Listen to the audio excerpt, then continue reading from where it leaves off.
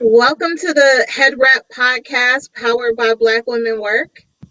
Black Women Work began as an online space for Black women to share challenges and successes, an affirming space for us to love on each other, express ourselves, and cheer each other on. We are navigating so much: families, children, partners, spouses, careers, dynamics around both race and gender, all while trying to live our best lives. We have decided to take our talents to podcasting and are excited to share with you our second episode focused on Black Power. Well, we'll be digging into power as a concept in all facets of Black life. My name is Erica Merritt, and I'm an entrepreneur, a mother, a wife, a lover of science fiction, and an unwavering advocate for racial justice. I'm excited to introduce my co hosts and business partners, Keisha Chambers, Michelle Felder, and Valisa Turner Howard. Hi, everybody. Thank you for joining us for the second episode. My name is Keisha Chambers. I'm engineer by trade, but always an entrepreneur at heart. I'm a true Southern girl, hailed from Texas, but now here in the great state of Ohio. But I will always be a Cowboys fan. Hi, everyone. Michelle Felder here, entrepreneur, creative genius, lover of all things bourbon and good foods, and friends and conversation with my fellow Black sisters. Hi, everyone. Valisa. I'm a mom, a wife, an entrepreneur, a civic leader, and I'm really a lover of Black women and how we work. And I'm excited to start this next podcast. So let's get started. All right. So, we're here today to talk about Black Power. So, why don't we start there? Exactly, right? You hear it, you immediately think of the fist. Right. So, what is Black Power? First, I like to say it's a given attitude. I mean, we give ourselves to be powerful, to be creative, as we've already mentioned, to be leaders in the community, and just to be proud of who we are and what we are about. All of that just creates a beautiful power that we have. So when I think about it, I break it into two words, right? Black people who have power. There are different levels of power. The power that we want, of course, is the power to self-determine who we will be, who our children will be, what our legacy will be. And for a long time, we didn't have that power. And some say we still don't have that power. And that power is really connected to how much money do you have? How much status do you have? Where do you work? Where do you live? All that sort of thing. So I think there are a lot of different facets to power and what it is. And then when you apply that to Black people, it becomes even more complicated. I think of Black Power in a few ways, harkening back to the actual movement, I guess a revolutionary movement that started, and what that tried to instill pride and history and education about who we are as a people, and where and what contributions we make and what we can do. And then in today's time, which I think that still carries through, but Black power in different levels. So economics, politics, family, love, education, business, and whether it be in the corporate space, homemaker space, or an entrepreneur space. So I think it soaks up who we are and what we want to give out and how we need to move and function in the world globally, not just here in the United States. Yeah, I think honestly, you all have summed it up really well. I think it's interesting because when we say it, sometimes we're talking about different things, right? It is a slogan, it is a movement, it is a state of being. Like it's all of those things Mm-hmm. at the same time. And it often described as like this discrete window of time, right, in the 60s and 70s. And I wonder about the way that how we think about it has shifted over time. Yeah. And, what does Black Power look and feel like in 2020 compared to maybe what it had been in the past, and does it still have those same themes? Right. Same correlations. I would definitely think, because 2020 is a presidential election year, that we are seeing a lot of the same themes from the 60s and 70s, where they were trying to make social and economic changes through, a Black Power movement. We're still trying to do the same thing. We're still trying to move the needle socially and economically as Black people. And in this election year, we're doing that through organizing folks to vote, right? Through organizing people to get out the vote, to make sure you're registered, and to exercise your right to vote so that we can have a better shot at power. Because right now, with who's in office, we do not have that shot. And that's president, Congress, your local folks. It seems that the world has shifted 180 degrees in just 4 years. But maybe it was already shifting that way. And so we want to take our power back. And so there's a lot of organizing going around on the same things that were happening in the 60s and 70s, organizing to take our power and to use it.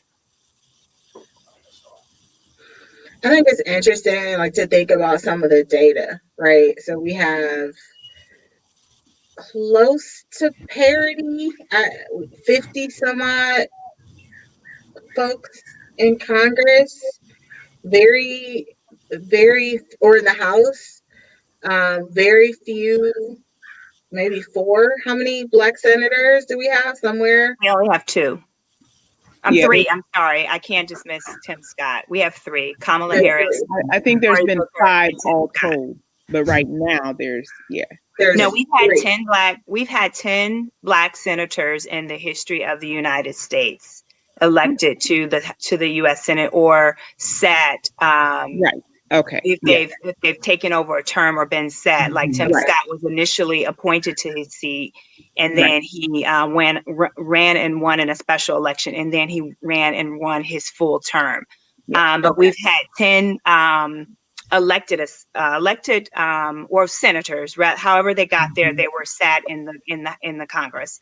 Yeah. And that harkens all the way back to 1870, when and two of those, Mississippi, the states of Mississippi, Massachusetts, and Illinois have given us the majority of our Black senators. And then you have South Carolina, New Jersey, and California as outliners. But the state of Mississippi, the great state of Mississippi, goddamn, gave us our first elected senator in 1867, Hiram Revels. And then they also produced another senator for us, Bruce. I forget the name. Last name was Bruce. It's 2 first names, but it's more like you would think it was a woman's name, Blanche Bruce. And 5 years later, and then from 1867 all the way up to 1967 is when we had our next senator. Mm-hmm. And then from 1967 to then we got Carolyn Moseley Brown in 1993, because I think she came in the year before I graduated high school. So in 1993, we got, and I'm sorry, that 1967 senator was Edward Histories, but his first name was Edward. Apologies. You're doing great, actually. And then we got Carolyn Moseley Brown, and then we got, Barack Obama. Mm-hmm. So from 1993 to 2000, and then from Barack Obama, we got the person who replaced him when he became the president of the United States. That was a seat. I'm sorry, I forget his name. Then we got, or Mo, I think his nickname was a Mo. And then we got Tim Scott, Cory Booker, and Kamala Harris. 10. And let's talk about that 100-year gap, right? Yes, let's talk about that. So, That was in the late 1800s, they were allowing Black folks to take positions in Congress, to become the mayors of towns, to amass political power, right? And then something clicked, and they're like, "Hold up, wait, we can't let them do this. This is not a good idea. This is not a good idea. This is how they begin to take over." And they pulled back on all of that. And Jim Crow set in, and we weren't allowed to do nothing. And that's right there is the issue with, Black power is when it's being given to you, when you're allowed, when you're permitted, is it really power that you're amassing? Right. When it can be taken away so quickly, when they can be squashed, when they can change the rules, they can, change the Rubik's Cube, and then change now the Supreme Court. Change the Supreme Court. Everything you thought was up is now down. Right. And is that power, or is that you were just allowed to do this little thing over here? Yes. Well, I feel, sorry, go ahead. To an extent, I feel that is power. Like, it's, even though it is something that they seem to control, but it's something they think they need to. I think that in itself gives us our power. And just trying to you think about the things, everything they go through to take away privileges from us, or to take away the controls that we could have. They amass a lot of energy around making sure we can't vote, or making sure that we can't get loans, or redlining us so we can't buy houses. That's already our power, and it's there to do, but yes, they do control it. So I think it is definitely just, we have it. Now, right, Valisa, how do we stop the manipulation of it, or stop them from believing that they can continue to control it? Right. And connecting that, what Valisa was talking about, the 100-year gap, and what Erica was asking about, like the parity of the number, leading us out in the conversation, the number of people that we have in the Senate is not representative. But if we look at the House, even the House of Representatives today, and now, I'm not sure of the current population of African Americans today from the most recent census 10 years ago now. But I do know that I hear often people say, well, if we can get the percentage of people representing the percentage of the population that we occupy, that somehow brings parity. But for me, I don't agree with that, because to me that says that Black people can only represent and govern themselves, and that we can't represent and govern other people or white people, when that's what white people have been doing. White men specifically have been doing for the history of these United States. They have not always governed from an equality of population. And looking at 100 years, right? So if we go back to 1860, that was a monumental census for us, because that's when, right before the South succeeded in 1860. Yeah, well, they began the succession, but the Civil War started in 1861. So at that time, there were about 33 million people in the United States. We African Americans were comprised of just under 4 million, like 3.9. So about 12% of the population. We just talked about how many senators we had in office then, and the House of Representatives, is always led in the Senate seats. But the governorship, 2 Black governors that have been elected in the history of the United States, Governor Wilder and Deval Patrick. Then there was a governor in Louisiana that was back in the 1860s, I guess, PCJ, someone, I'm sorry. But anywho, he wasn't elected though. He got there off of somebody died and somebody got kicked out. And so he became the governor by default, and he didn't last. But they did give him a seat in the House, which he never got to sit in because that was a whole debacle. But anywho, I just don't understand how we can I don't think that we should utilize a population percentages of representation when it comes to race and ethnicity, when it's been so disparate for so many years, and a certain population of people have been governing and running the show for so many years. Like, we need to make up for that time, because there were times when there was no representation of people of color or women in the, in our two branches of government, and all of the layers that come below that. We still have yet to have a woman as head of state. Well, and I was just going to say our numbers would look worse if we start talking about the intersection of race and gender. Right. That would be a whole other. So obviously lots of work to do in the political realm. And I wish we could say that it looked better.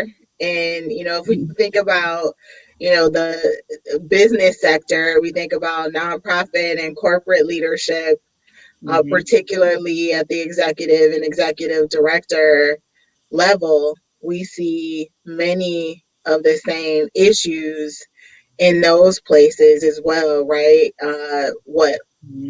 We've had one Black woman leading a Fortune 500 company, Ursula Burns. Yeah. And Ever. Ursula Burns. And say it again from the back, Erica. Yeah, there you go. Right.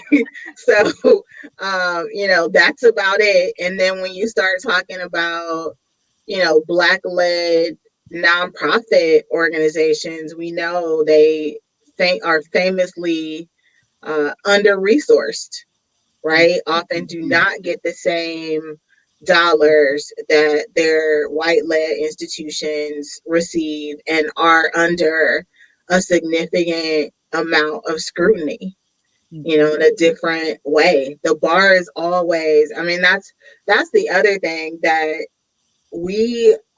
there's no room for mediocrity. Right? The idea of achieving and being somewhat mediocre for Black folks is just not a thing. Yeah. And even when you are selling, another Thank you.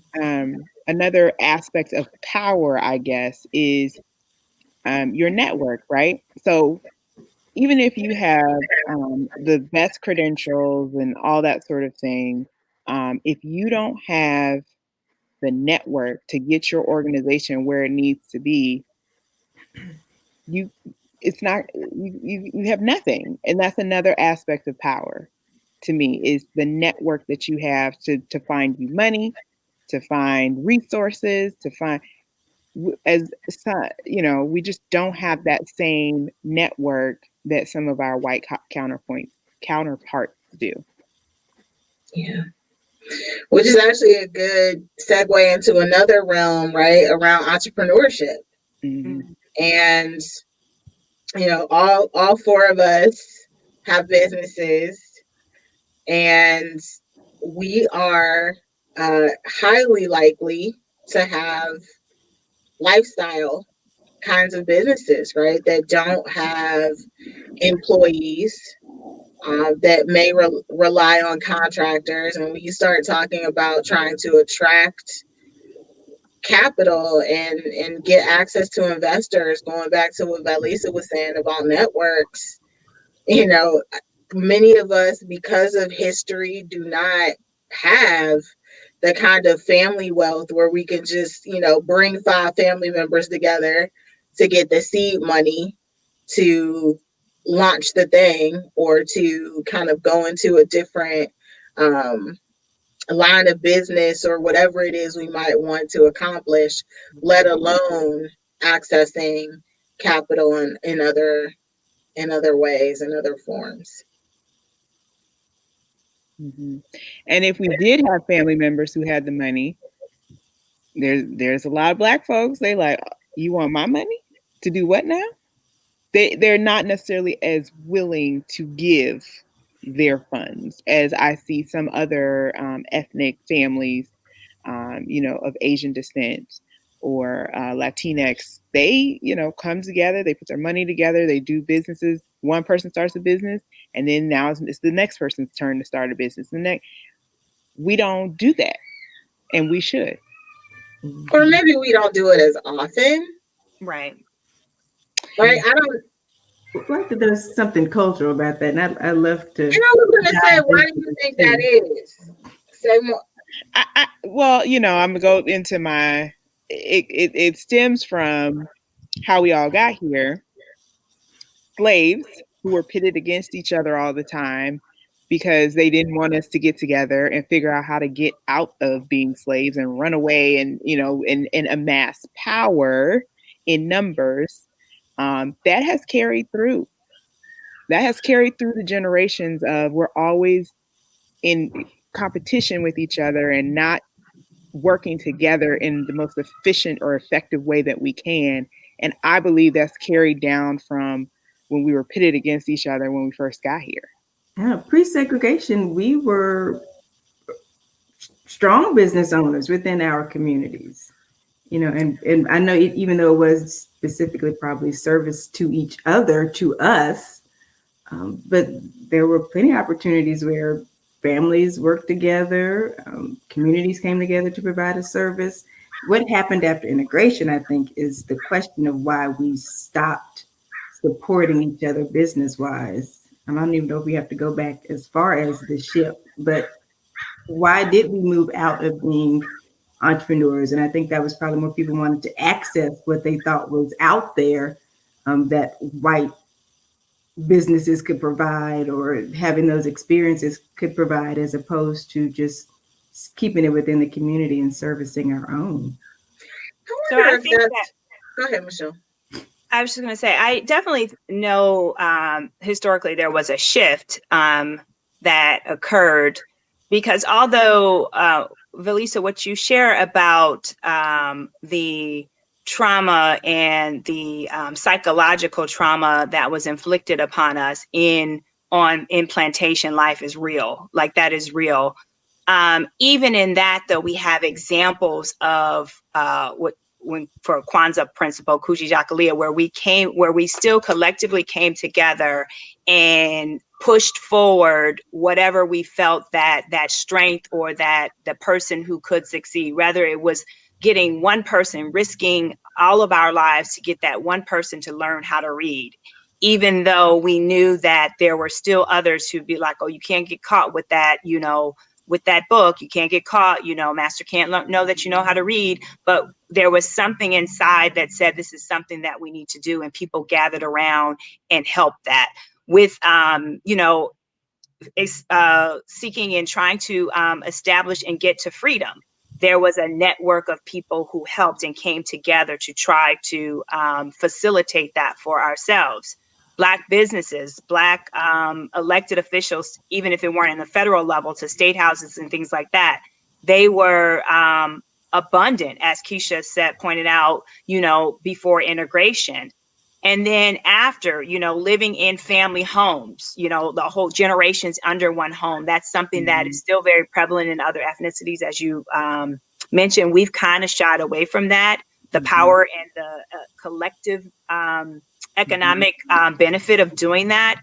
But I think it's, deprivation, somehow fosters, maybe an insatiable desire to get that sparkling, dangling thing that's out there, which for me, not for me personally, but what I see and what I think is whiteness. And that is like the prize, right? Because, you have white is right and, all of the things, but it's that strive. So after integration, we wanting to move into white communities because the housing stock appeared better, and the school, and not to say that it wasn't better, but the schools and the things. And those are I think they're valid points, but I think it's the mindset and the psychology behind the motivation of getting that, has caused us to be in the state that we are today in this place, which is it's not great. And there's a lot of issues that we have to work. It's complex.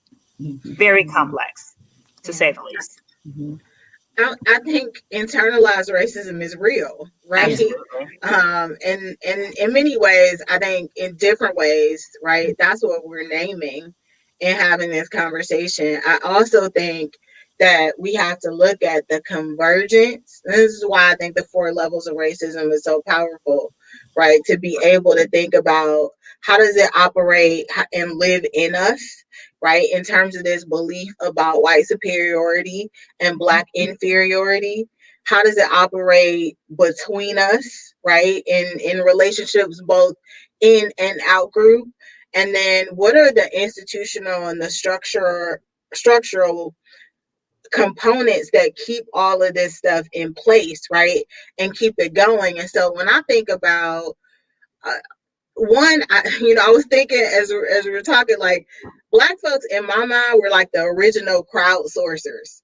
Oh, Like, absolutely. right, this whole idea of like GoFundMe and all of these, like that was how so often that was how we went to college, or that's how we got books, or it's like so and so down the street needs such and such, and if everybody could just put in X number of dollars and we put all the dollars together, right, then we can send them to school, or we can get their books, or we can do whatever, or send them on that trip, that school trip, that enrichment experience, or whatever that is. And so I think we have and we do those things. And I think there's a version of that. I mean, why did we want to do the Work Towards Wealth grant in support of Black women entrepreneurs? Because we thought, well, maybe individually we don't, we're not all in the position to just write people large checks. But if we put all our money together and we partner with, other people, then collectively we can write a check together, right? So that to me is the same concept. But I I think agree. sometimes that we have income, but we don't have wealth. Well, And I know we're going to talk about Black money later, so I'll get too deep into this right now. But when it comes to being able to write a large check, so often it looks like we have more than we have, when what we actually might have is a lot of debt. Like we got a nice house and nice cars in the driveway, but we owe everybody. And so it might look like we can write a bigger check than we actually can when that family member comes to us and says, hey, I'm trying to start this business. I think the other thing is so often we're writing, like,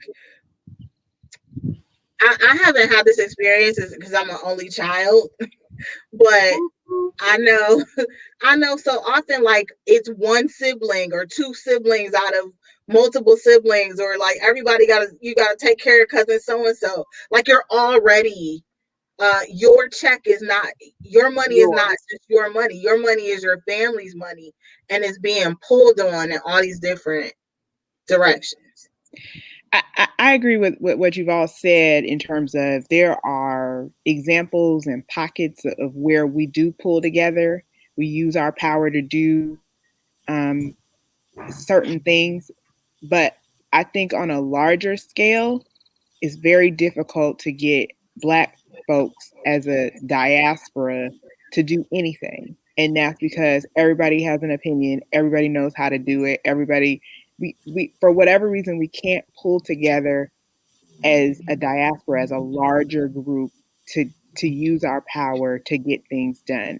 There's always at least one who's sitting back like, nah, I'm not going to do it. Nope, y'all not doing it right. No, it just always seems to be one. So I agree. There are pockets, there are small things that get done, but I want to see a larger show of power.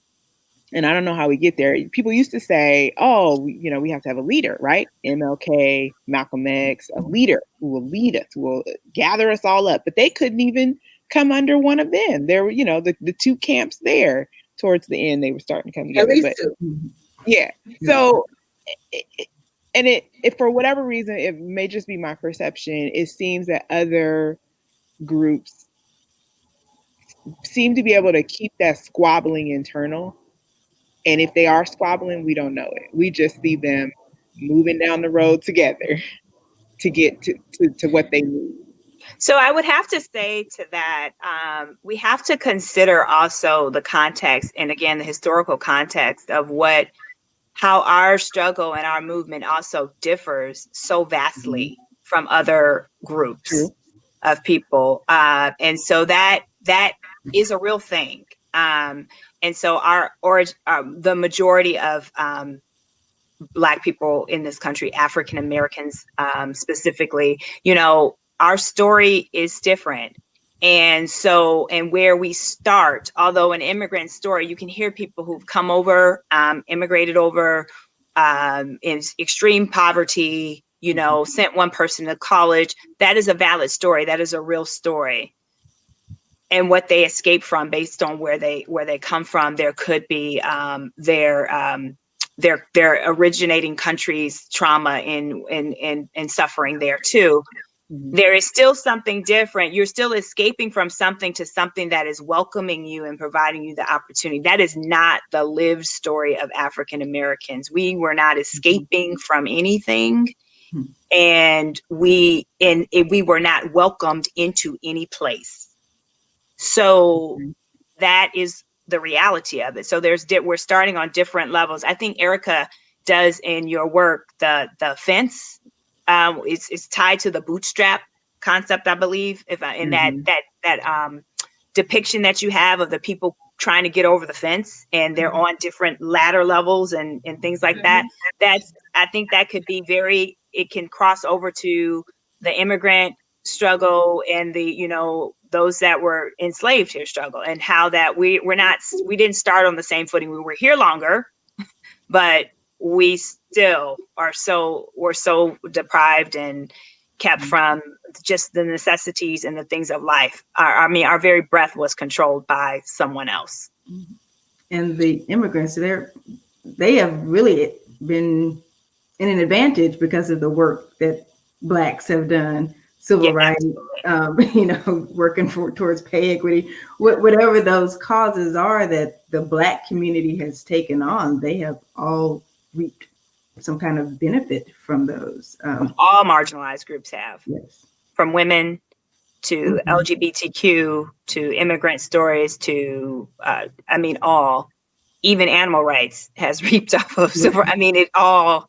We tend to be the voice for a lot of those issues, but the majority of those issues, all of those issues, I think, but because somewhere in there, they recognize that there is power in us as a race. It's just, I don't explain that innateness, but the way that we can push a cause. Now, unfortunately, it's 100 years to this cause and 100 years to the next cause, but we continue to move that needle when there is an issue. To bring back the power, I think there's that relevance. I also think that there's constant, if we talk about community active, there are different ways we can be thinking about this.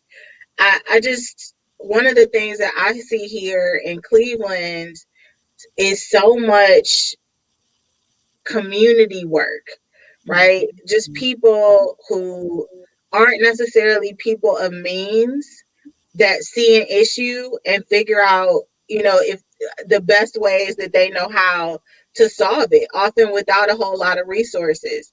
And so a lot of times what they're doing is filling in gaps, but they're not waiting, right? They're not waiting on somebody to come fix it. They're doing the best that they can to address that need. So whether it's, during COVID, when, young people school wasn't happening and they hadn't figured out the whole food situation, right? There were people who said, you know what, we're going to make sure that families have meals, right? And we're going to deliver them, and we're going to have people sign up, and we're going to, and we're going to organize around that. So you were talking about, Lisa, earlier about, community organizing. And I think that those things are happening all the time in our community, whether or not they're getting coverage, right? Whether or not anybody's paying attention to them, there are people making sure that, you know, young ladies have feminine products, and that, you know, whether that's in their schools, whether that's um, in prison, right, or juvenile, the Detention juvenile center. justice center, and other. So there are all kinds of things all the time, and there are these ways that we are looking for ways to meet the needs of our people, and not waiting for anyone to come and fix it for us. And I think, Erica, you raised a good point. Whether it's being shown, speaking about Black power, and it's the power of the media and how we're represented and what is shown in our, you know, voices, and what spotlights are being given to work within the community and leadership, and who is put in front of us as leaders, and those, you know, grassroots leaders, or community organizers, and people who are just crowdfunding to get something done, to feed children, to feed people, all of the things that you just named. That's not the on the front page of any newspaper, right?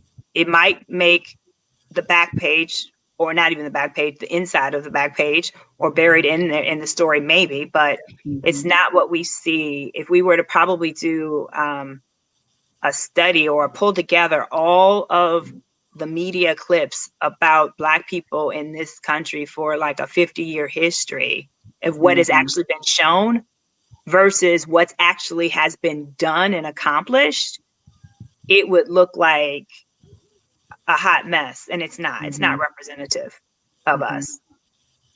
And so maybe the issue is, you know, connecting, as Erica was saying, all the different things that are going on, you know, in different cities, connecting those together, and then also ensuring that that people know what's going on, because that's part of power, is being able to project your power so that everyone knows you have, you know, this power.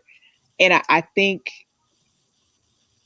that maybe that's part of it, right? Is connecting all the folks doing the work and being able to project, like, this is what's happening. And we're doing this in Cleveland. You can do it in Philadelphia as well. You can, and pre-segregation, or excuse me, integration, I think people did know what was going on in different cities, and they would say, "Hey, we're doing this. You should do that." You know, through letters or however. With the advent of technology, it's even easier for folks to connect and build power structures in different cities that are connected. And so maybe that's, you know, one of the things we do differently with our power in this new age, is connect all the smaller things together, and that makes a larger base of power. Because you had mentioned before, Lisa, about you know, what has changed is it leadership. You know, so that example you just gave is like redefining what that leadership looks like. But also with the leadership, it seemed like we always had I don't know, a call to action too somehow. Like at some point, you know, initially it was like, you know, I'm Black and I'm proud. You know, that was our whole kind of like call to Say action. it loud. Say it loud. Be proud. And then now I moving feel like we should have some music right now. Right. Music right there. And then moving forward now, our call We to have to action pay for that. Black Lives Matter. You know, that is kind of our overarching, you know, our marching orders. Our lives matter, and we need to fight to make sure that everybody, you know, respects that. So it seems to be not only like a leadership, but that leadership kind of, or however that leadership works, but it's also partnered with some kind of like cultural momentum, a statement, you know, something that brings us all together. I think it's also, I mean, I would say in many ways, Black Lives Matter. Yep. Right. Is that exactly that? Is that statement, right? And that I think that this generation's idea, and I was thinking about this, like for me, if you would have asked me about Black power, particularly when I was younger, I think my mind would have gone to what I saw as like Black radical thought and action, right? About the things that I was involved in, like when I was in college, and you know, my idea of being like being in the movement was absolutely like being subversive, not not working for the man, right? Whoever the man was, and impacting the system from the outside. Mm-hmm.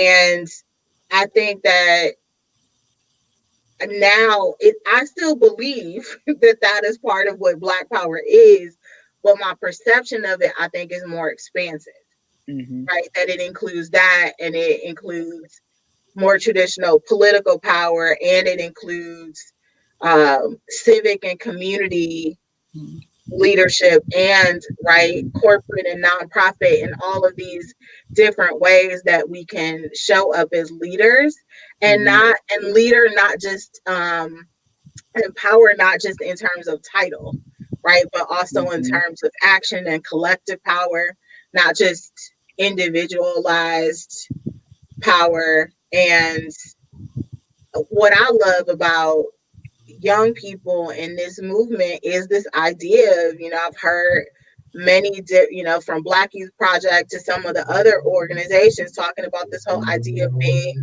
leaderful, right? Like, we don't just need a single leader. Like, that's not, we don't think about leadership the way y'all thought about leadership.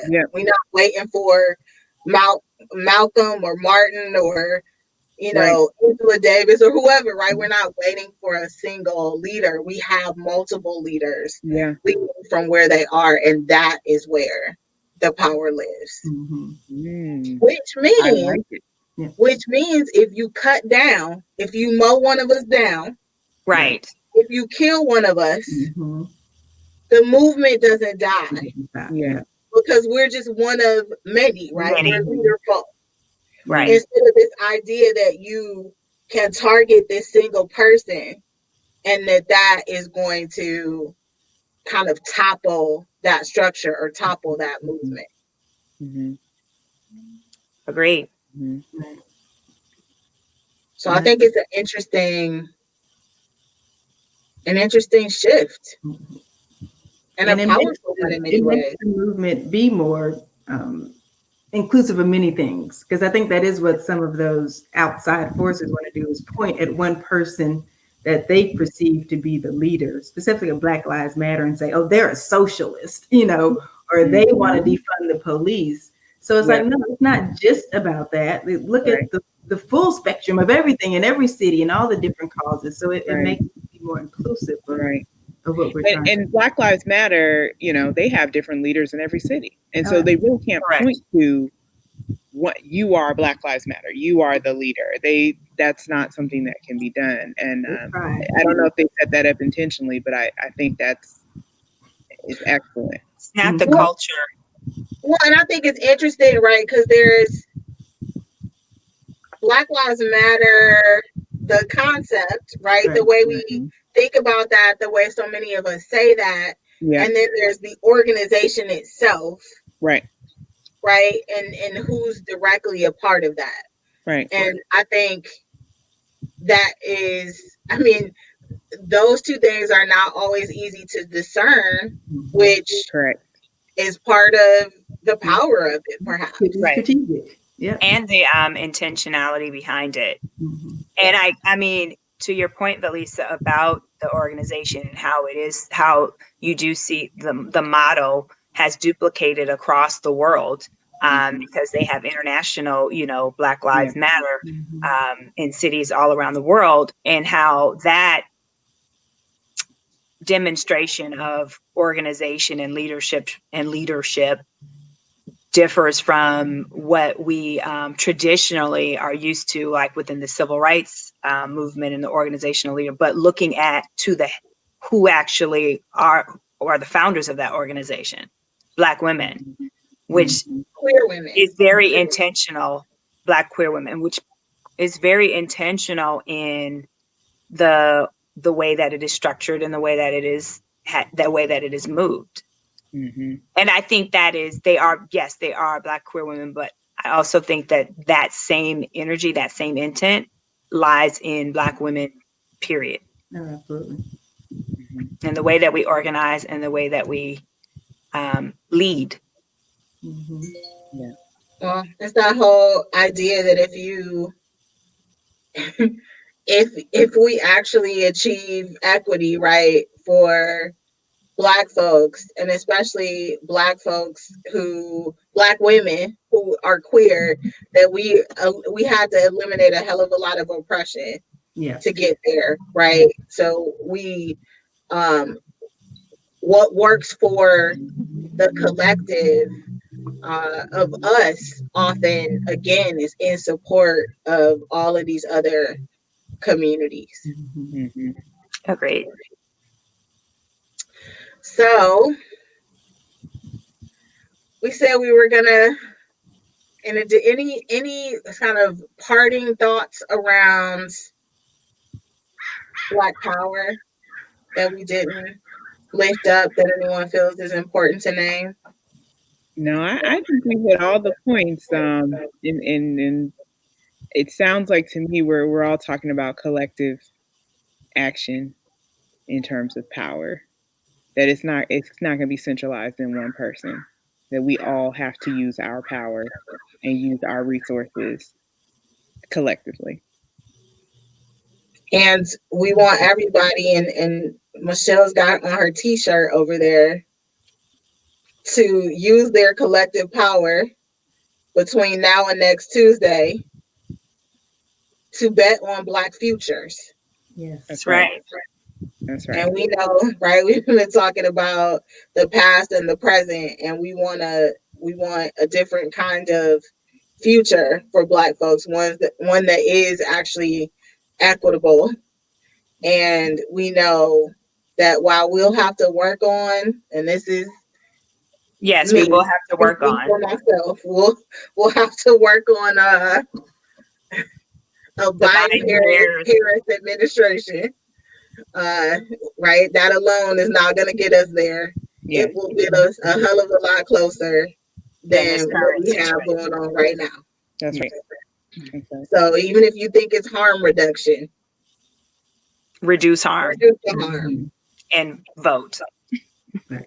That's right. Yes, please. And if you're not convinced that the people we have mentioned are the way to go, please do your research. Yeah.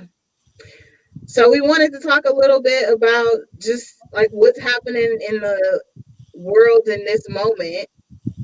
Mm-hmm. Yeah. So what's happening in the world in this moment? Well, Well, last night, in the dead of night, they swore in a new Supreme Court justice, Mm-hmm. Amy Coney Barrett. And I think there was a lot of sighs and a lot of woe is me last night, but we all knew this was coming. They've been pushing it through, they've been trying to get it done. So I'm always what's our plan B, C, D, E, F? It's done. What are we doing next? How are we going to counteract the harm that may come from this new Supreme Court? I think that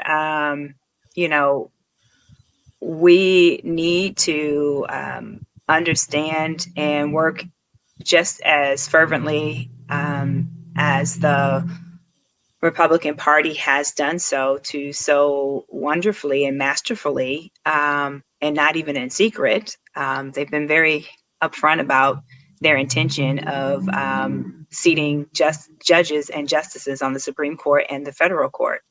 And I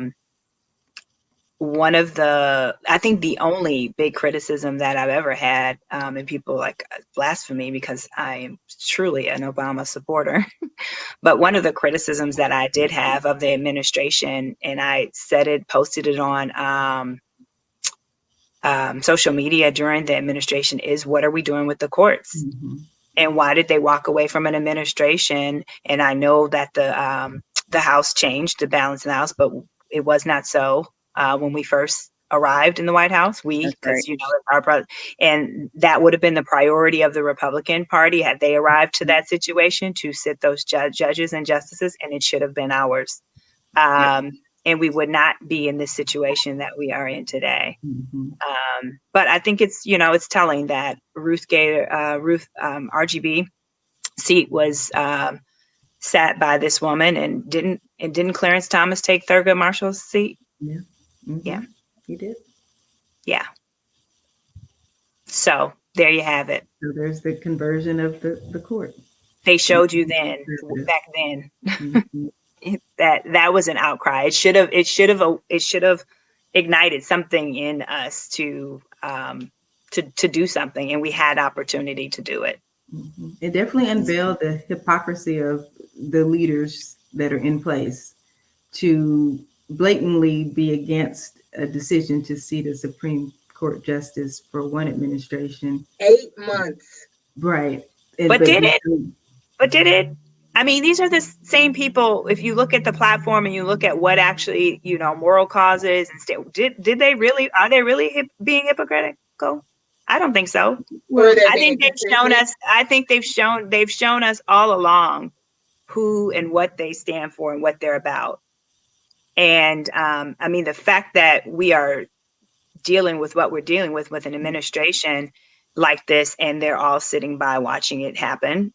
I didn't think it was hypocritical. I knew that the problem is, would we have done the same thing had we had the opportunity? And I don't think we would have, because we would have taken what we would have called the moral high ground. Mm-hmm. Yep.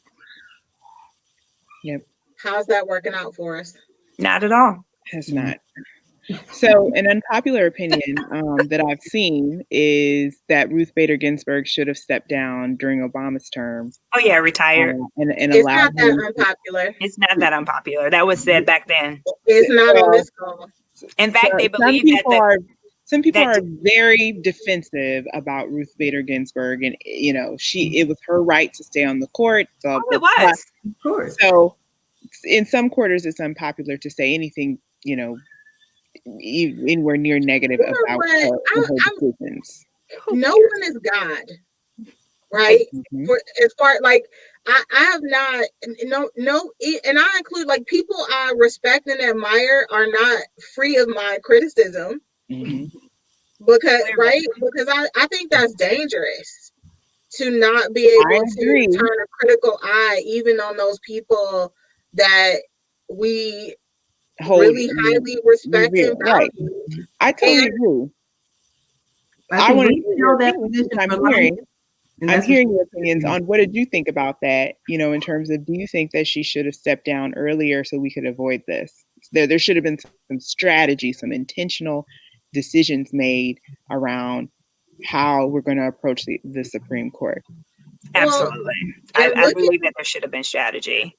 Well, and just, since you brought it up, when we saw, all of her clerks, and were there any? There's one. One Black person ever. Mm-hmm. Yeah. In how many years? At 20 plus. Mm-hmm. Okay. So her trainer was Black? Clearly she valued, but not her law clerk. Well, there's no question about our brawn ever, right? Right.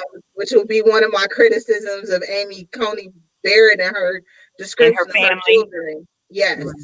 But there is often a question about our brains, right? Our intellect. And to me, that you had this power, and clearly you used it to advance women, white women, which is why it's always so important to me to talk about that intersection together. Because when people tell me that they're down for women, that doesn't tell me that they're down for me. That's correct. Or any of you. Right? What women? I always hear that with a 10 ear. Like, what? Explain that. Unpack that for me. What does that mean? Yeah. Who's the woman that you're talking about? Yeah. Yeah, I think there definitely should have been some strategy. I do think that, I agree that it absolutely was her right to maintain her seat until, death or impeachment are the ways that a Supreme Court justice can leave the seat, right? So I have no fault necessarily in her personally doing that. But the strategy, back then, they say that dinner that she had at the White House with Barack Obama, like they said that was like the meeting, like, hey, so what are you gonna do? And if that's the case, she said, I'm gonna serve on this bench, and that's great. All respect to her doing that. I mean, personally, I had these same people who probably come after whomever or you about her staying. My strategy was when it came down, when she was hospitalized, like, we just need to keep her on a ventilator. Right. Who pulled the plug? That was my question. This is what you can do, instead of giving, in no disrespect, giving us your last wish of not seating, which good and well that is not going to be honored. What you can do is stay alive, technically. Mm-hmm. And then I said, and even if you're not had a hospital, because I know everybody, she's in the hospital. She's in the morgue in the hospital, but she's in the hospital. That's the statement. All you had to say. She's in the hospital. It's HIPAA law. She's in the hospital. Is basically what you're telling us. She's in the hospital. So I mean, that's me. I said what's that? Claire Underwood and whatever is Frank Underwood. That would have been Oh, they would have a plan. They would have a plan. Mm-hmm. Yeah. So we should have had that same plan. But I am very concerned about this new judge, as pious as she wants to make herself appear. Even her participating, I feel, in this process was very self-serving and hubris of her. Very prideful, and I don't think that represents what she says she's about. Nope. If she had thought the process, no, I'm sure she realizes that the process is unfair and that they are putting her in place to make these certain decisions. Then she should have just, and I'm speaking from somebody who's never been nominated as a Supreme Court justice. But I just feel like somewhere in there she talked about the canons of her position. And I just feel like she's not following what those canons are.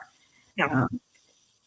Even the display of the swearing in ceremony, like that could have even been, I don't need to. We could do this in the privacy of our living room or in the privacy of the hotel.